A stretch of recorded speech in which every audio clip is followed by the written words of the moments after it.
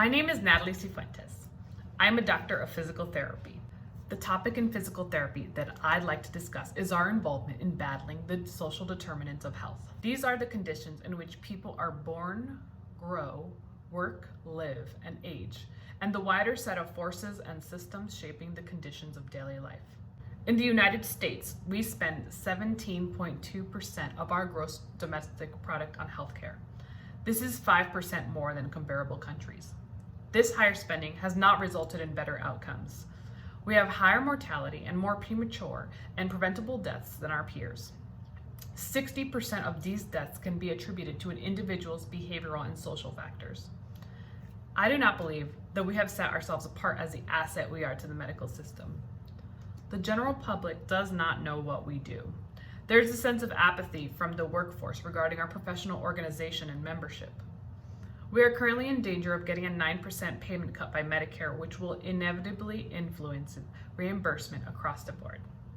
The future seems bleak.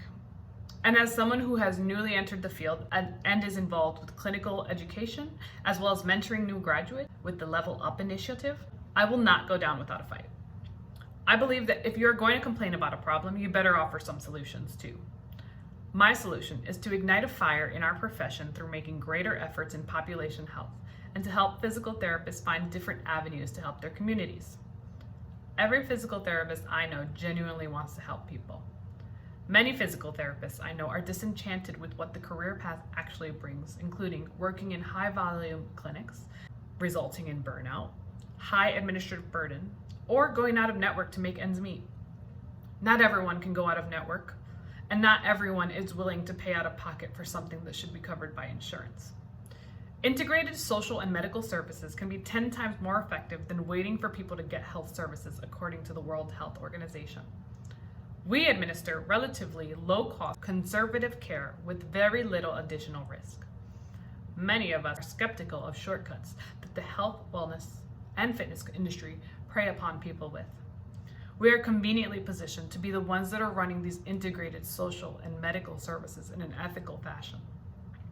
Why shouldn't we implore our federal and local governments to trust us to not only provide care for acute and chronic musculoskeletal injuries, but also assist in providing preventative care and education at a community level? This can range from providing and overseeing strength and conditioning programs for people with chronic conditions like heart disease and diabetes, who may not feel comfortable exercising with the intensity needed to drive adaptations. It can also look like working hand in hand with registered dietitians and mental health professionals to help meet people where they are. Our involvement in public health can help change the public opinion of PT and get more people in our doors with reduced reliance on outside referrals. In summary, I think that we are approaching a time in our profession when we need to make real decisions about who we want to be and how we're going to do it. I think that involvement at the population health level to reduce healthcare spending on non-communicable chronic diseases is the way to do it. We need to track this, we need to find funding, and we need to make sure that we are educating the future doctors of physical therapy to be what we need them to be to carry our profession forward. Thank you.